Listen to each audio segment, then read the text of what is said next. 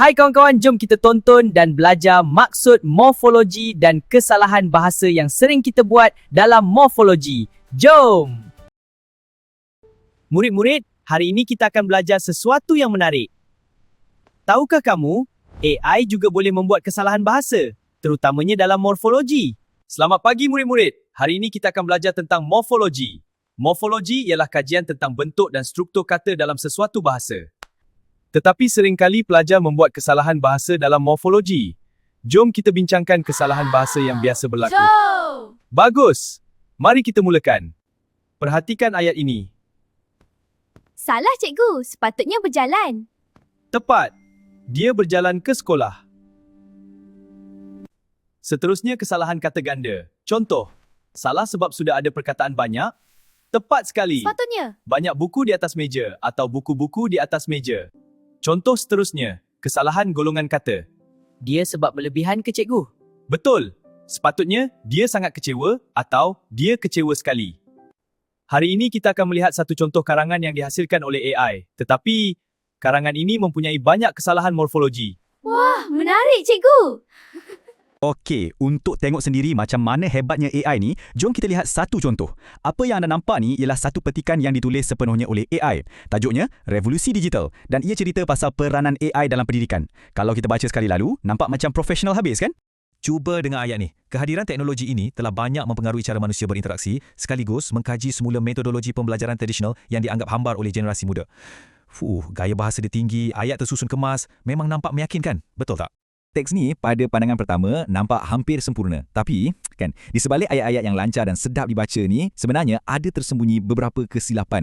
Kesilapan yang mungkin hanya mata yang betul-betul tajam je boleh nampak. Ada sesuatu yang tak kena.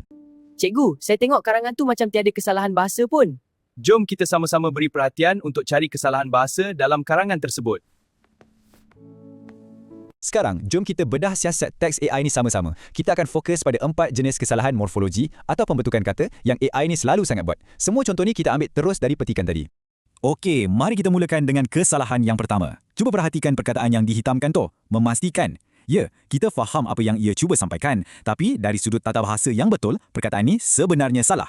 Nah, boleh nampak perbezaannya di sini. Yang salah, memastikan. Dan yang betul, memastikan. Huruf P sepatutnya tiada. Nampak macam isu kecil je kan? Alah, satu huruf je. Tapi sebenarnya ia dah melanggar satu hukum yang sangat asas dalam tata bahasa Melayu.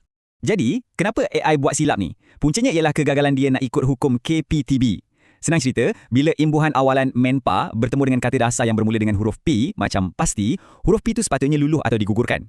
Peraturan-peraturan spesifik macam inilah yang algoritma AI sering terlepas pandang. Baik, kita beralih ke kesalahan nombor 2. Dalam ayat ni pula, perkataan yang jadi masalah ialah memperbesarkan.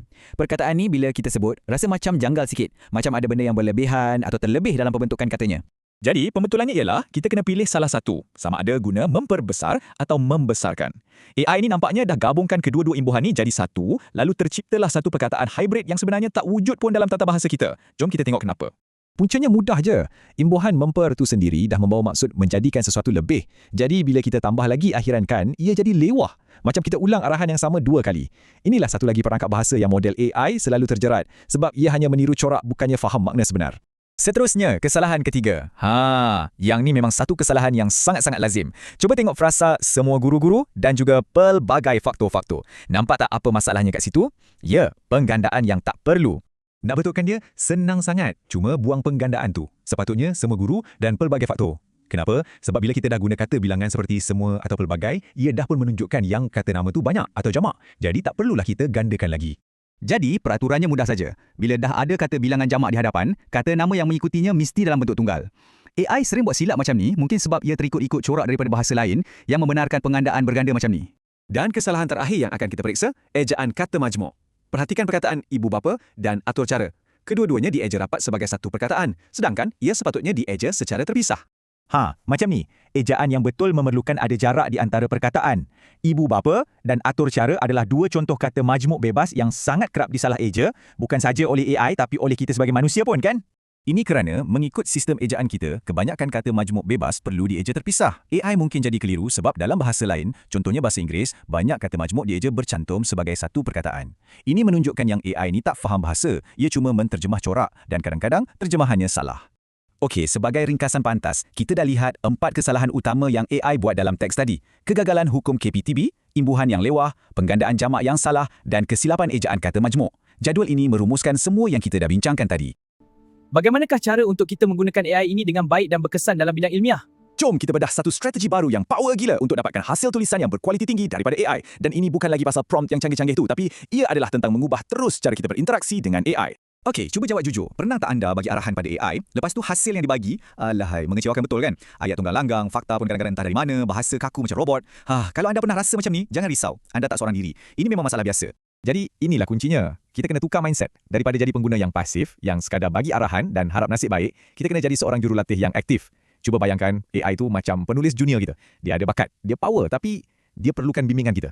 Dan ini dia game plan kita. Satu strategi coaching dengan 4 fasa yang simple je. Kita akan lalui satu per satu. Mula-mula, arahan jelas. Lepas tu, kita suruh AI tu semak kerja dia sendiri. Ketiga, kita pula yang tapis dan perbaiki. Dan akhir sekali, sentuhan profesional dari kita. Jom kita mula dengan fasa pertama.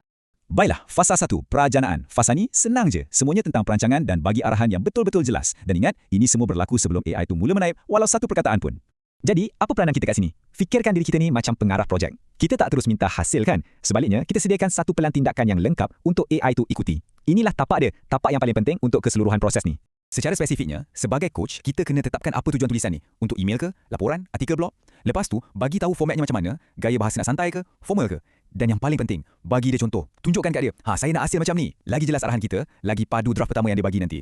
Okey, dah settle fasa 1. Jom masuk fasa 2. Semakan kendiri AI. Yang ni best sikit. Dekat sini, kita nak jadikan AI tu sendiri sebahagian daripada tim kawalan kualiti kita. Konsep dia ni sangat berkesan. Lepas AI dah bagi draft pertama, jangan terus terima bulat-bulat, jangan. Sebaliknya, kita bagi arahan susulan. Cakap kat dia, cuba kau baca balik apa yang kau tulis tadi. Ada salah tak? Betul kan? Percayalah, cara ni macam kita ajar dia untuk jadi lebih teliti. Dan kita boleh jadi lagi spesifik tau. Suruh dia fokus dekat aspek-aspek teknikal. Contohnya, tolong semak penggunaan imbuhan, pastikan betul. Atau struktur ayat ni nampak janggal. Boleh perbaiki tak? Anda mesti akan terkejut tengok berapa banyak silap yang dia sendiri boleh kesan dan baiki. Alright, fasa 1 dan 2 dah. AI dah buat kerja dia, dah semak kerja dia. Sekarang, giliran kita. Selamat datang ke fasa 3, kurasi dan penambahbaikan. Dekat sinilah kepakaran dan pertimbangan kita sebagai manusia mula main perangan. Fasa ni, semua tentang kurasi. Maksudnya, menapis. Bayangkan kita ni editor. Kita dapat bahan mentah daripada AI. Tugas kita, cari mana satu permata dalam tulisan tu dan buang mana-mana bahagian yang tak menjadi atau kedengaran lemah. Jadi, apa nak buat? Praktikal sahaja. Baca hasil AI tu, pilih perenggan atau ayat yang paling benas. Jangan teragak-agak untuk buang atau tulis semula ayat yang kedengaran janggal. Oh, dan satu tips pro. Kalau anda ada jana beberapa versi, bandingkan semuanya. Ambil yang terbaik dari setiap satu dan gabungkan. Macam buat remix lah. Dan akhirnya, kita sampai ke fasa yang paling kritikal. Suntingan profesional. Di sinilah kita pakai topi, editor kanan. Kita ambil alih sepenuhnya untuk pastikan kualiti akhir karya tu memang tip-top. Dan tolong jangan skip fasa ni. Walaupun kita dah lalui 3 fasa tadi, sentuhan akhir daripada kita sebagai manusia, itulah yang membezakan antara hasil yang okeylah dengan hasil yang wow, luar biasa. Proses final polish ni tanggungjawab kita. Masa buat semakan akhir ni, kita kena jadi pemeriksa yang teliti. Pastikan tata bahasa semua betul, ayat flow dengan lancar. Ada tak idea atau frasa yang diulang-ulang? Kalau ada, potong. Dan ya, semak sekali lagi penggunaan imbuhan tu. Pastikan ia tepat dan konsisten dari awal sampai habis. Okey, bila kita dah lalui semua 4 fasa ni, nampak tak perbezaannya? Cara kerja kita dah lain sangat. Bukan setakat bagi prompt dan terima bulat-bulat. Jadi apa sebenarnya perubahan yang paling besar kat sini? Inilah rumusan dia. Dengan strategi coaching ni, AI tu bukan lagi sekadar alat. Ia dah jadi penulis kita yang dibimbing. Dan kita pegang 2 peranan penting sebagai coach dan juga editor. Hasilnya, tentulah sebuah karya yang jauh lebih tepat, lebih jelas dan kualitinya memang tak boleh lawan. Jadi, ingatlah, AI tu bukan nak ganti kita. Ia adalah pembantu penulisan kita, macam penulis junior kita. Soalannya sekarang, adakah anda dah bersedia untuk jadi coach dan editor untuknya dan sama-sama hasilkan karya yang betul-betul luar biasa? Itu sahaja. Saya harap kamu semua dapat mengenal pasti kesalahan bahasa yang sering dibuat oleh kecerdasan AI supaya dapat menggunakan bahasa dengan lebih baik pada masa akan datang. Yeay!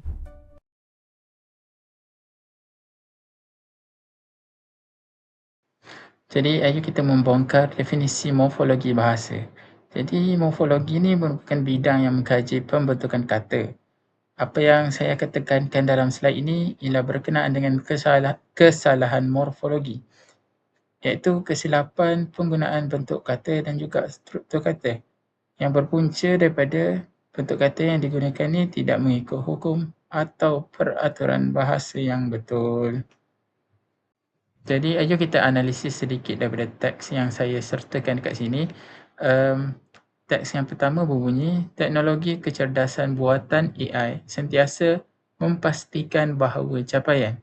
Di sini terdapat kesalahan penggunaan imbuhan, iaitu memastikan. Apabila penggunaan menggunakan imbuhan mem dan kan, kata dasar iaitu pasti, P-nya itu harus digugurkan. Jadi yang betul ialah memastikan, bukan mempastikan.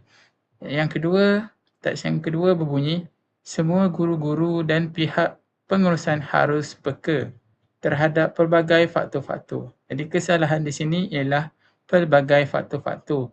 Jawapan yang sebenar, perlulah memilih antara pelbagai faktor ataupun faktor-faktor sahaja. Yang teks ketiga berbunyi, memperhebatkan lagi usaha untuk memperbesarkan lagi skop penggunaan. Jadi di sini kesalahannya ialah memperbesarkan lagi. Jadi yang sebenarnya ialah memperbesar sahaja. Yang keempat, hubungan antara ibu bapa melalui atur cara yang disediakan. Jadi kesalahan di sini ialah kesalahan kata majmuk, iaitu kata majmuk harus dieja berselang ataupun mempunyai ruang di tengahnya. Tidak boleh berada dalam keadaan rapat. Jadi slide ni memaparkan iaitu 4 kesalahan utama yang dikesan. Iaitu yang pertama, kesalahan hukum KPTB. Yang kedua ialah kelewahan imbuhan. Yang ketiga, kesalahan penggandaan. Dan keempat ialah ejaan kata majmuk. Kes faiz 1 iaitu pelanggaran hukum KPTB. Sedikit saya bacakan di sini, peraturan sistem iaitu perubahan huruf awal bagi kata dasar apabila menerima imbuhan awalan men. Kesalahannya biasanya berlaku apabila tidak menggugurkan huruf awal iaitu K, P dan juga T. Jadi di sini saya bacakan sedikit kesalahan pada teks, iaitu bentuk yang salah ialah mengkira, iaitu mengalami imbuhan awalan men. Jadi bentuk yang betul ialah mengira, bukan mengkira. Huruf K haruslah digugurkan kerana apabila menerima imbuhan awalan MEN ataupun men, huruf K itu harus digugurkan untuk menghasilkan tata bahasa yang betul. Yang kedua ialah memastikan, diubah kepada bentuk yang betul iaitu memastikan. Huruf P haruslah digugurkan pada imbuhan awalan mem. Yang ketiga ialah mentulis. Mentulis merupakan perkataan yang salah dan perkataan yang betul ialah menulis. Huruf T haruslah digugurkan agar perkataan itu menjadi perkataan yang betul dan juga gramatis. Kes 2 iaitu kelewahan imbuhan ataupun penggunaan berlebihan. Saya bacakan, perkara ini berlaku apabila imbuhan digunakan secara berlebihan ataupun diaplikasikan pada keadaan yang tidak perlu. Kesannya ayat akan menjadi tidak gramatis dan juga berulang makna. Saya bacakan yang salah dahulu iaitu tindakan lewah, memperbesarkan lagi. Di sini kesalahannya ialah apabila kita menggunakan memperbesar tidak lagi diperlukan kan di belakang. Jadi yang benarnya ialah memperbesarkan. Yang kedua ialah diperbaiki semula. Jadi yang tepatnya ialah diperbaiki sahaja ataupun dibaiki semula. Boleh pilih sama ada mahu menggugurkan P ataupun P pula. Mahu menggugurkan per ataupun memilih menggunakan per tapi semula tu kita buang. Yang ketiga ialah berkebolehan untuk boleh. Jadi yang betulnya ialah berkebolehan. Tidak perlu tambah untuk boleh di belakang. Jadi itu sahaja dari saya. Kesalahan ketiga yang dapat dikesan ialah kesalahan penggandaan bertindih. Kesalahan ini berlaku apabila penggunaan penada jamak bertindih iaitu pengulangan diikuti dengan kata bilangan. Jadi macam mana untuk mengelakkan kesalahan ini? Jadi kita perlu gunakan satu sahaja penada jamak, bukan dua penada sekaligus. Sebagai contoh, perkataan semua guru-guru. Semua itu sudah menunjukkan ramai dan guru-guru juga sudah menunjukkan perkataan itu guru sudah ramai. Jadi perkataan itu menjadi lewah. Jadi perkataan yang betul ialah semua guru ataupun guru-guru. Contoh yang lain ialah pelbagai faktor-faktor. Sama seperti semua guru-guru, pelbagai itu sudah menunjukkan pelbagai itu ramai dan faktor-faktor juga ramai. Jadi perkataan yang boleh digunakan ialah pelbagai faktor ataupun faktor-faktor. Dan contoh yang ketiga ialah para pelajar-pelajar. Jadi ketiga-tiga kesalahan ini mempunyai konsep yang sama, iaitu kelewahan, yang mana para itu sudah menunjukkan ramai dan pelajar-pelajar juga sudah menunjukkan ramai. Jadi perkataan yang betul ialah para pelajar ataupun pelajar-pelajar. Kesalahan keempat yang dapat dikesan ialah ejaan kata majmuk. Apa itu kata majmuk? Kata majmuk ialah gabungan dua kata dasar yang membentuk makna baharu. Jadi kita perlu ingat, kata majmuk, tidak semua kata majmuk dieja rapat. Terdapat kata majmuk yang dieja rapat ataupun dikenali sebagai kata majmuk mantap. Jadi perbezaan konsep inilah yang menyebabkan pelajar-pelajar ini keliru sama ada untuk membina perkataan tersebut secara rapat ataupun senggan. Sebagai contoh, perkataan ibu bapa dan perkataan atau cara. Jadi masalah yang timbul ialah pelajar ini keliru sama ada untuk menulis perkataan tersebut secara rapat ataupun senggan. Jadi bagi perkataan ibu bapa, perkataan ejaan yang betul ialah perlu senggan, iaitu ibu bapa. Dan atau cara juga dieja secara senggan. Kesimpulannya, pengintegrasian teknologi AI memerlukan bahasa yang tepat. Dengan membentukkan struktur kata dan ejaan, kita memperkemaskan sistem penyampaian ilmu secara digital. Hal ini supaya dapat melahirkan modal insan yang bukan sahaja celik teknologi, malah berdaya saing dengan penguasaan bahasa yang utuh. Oleh itu, kerajaan perlulah memastikan penggunaan AI ini dapat diterapkan kepada semua pelajar di dalam negara. Seterusnya ialah kelemahan penggunaan AI. Sepanjang kami menyiapkan tugasan ini, kami dapat memesan beberapa kesalahan yang dilakukan dalam penghasilan video janaan AI ini. Contohnya penggunaan istilah bahasa Inggeris tanpa keperluan. Beberapa perkataan digunakan dalam bahasa Inggeris walaupun terdapat pandangan yang jelas dengan bahasa Melayu. Pada contoh, penggunaan coach sepatutnya menggunakan jurulatih ataupun pembimbing. Yang kedua, plan atau menggunakan plan ataupun rancangan. Yang ketiga, purpose, iaitu sepatutnya bahasa Melayu ialah tujuan. Format and style, iaitu format dan gaya. Seterusnya, provide example, yang sepatutnya digunakan bahasa Melayu iaitu berikan contoh. Yang keenam iaitu editor senior, iaitu editor kanan. Yang last sekali adalah assessment, iaitu penilaian. Kesalahan ini menunjukkan AI tidak mengekalkan konsistensi bahasa dalam satu pembentangan. Jadi kita sebagai pembimbing ataupun pembimbing kanan ataupun editor kanan perlu cakna dengan kelewahan yang dilakukan oleh AI untuk menghasilkan satu karya yang cukup berkualiti dengan bantuan AI. Seterusnya ialah proses penghasilan video.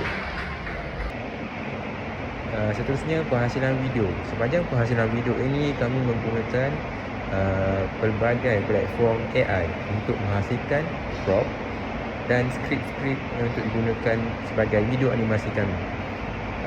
Skrip dijana menggunakan ChatGPT untuk menghasilkan video AI tersebut. Seterusnya, skrip yang terhasil akan disemak terlebih dahulu supaya sesuai dengan video yang hendak dihasilkan. Kami akan semak kembali prop yang dihasilkan supaya dapat digunakan dengan baik. Yang ketiga, skrip yang dipilih akan ditampal pada aplikasi AI yang digunakan untuk menjana video, iaitu Grok, Notebooks dan serta juga ChatGPT. sepanjang penjanaan video AI, kami akan muat turun aplikasi Grok AI. Seterusnya, salin prompt yang telah dijana dengan menggunakan ChatGPT dan paste pada aplikasi Grok tersebut. Media ditambah untuk memberikan gambaran bagi memudahkan penjanaan video sesuai dengan kehendak. Kemudian, aplikasi Notebook juga akan digunakan untuk menghasilkan video penerangan berkaitan tajuk, morfologi dan kesalahan-kesalahan bahasa yang sering berlaku dan sering dibuat oleh AI. Maklumat berkenaan definisi morfologi dan teks kesalahan bahasa dimasukkan untuk menghasilkan video penerangan yang jelas dan sesuai kehendak. Akhir sekali, video yang dijana di aplikasi Grok AI dan Notebook digabungkan bersama untuk menghasilkan satu video yang lengkap dan berkualiti.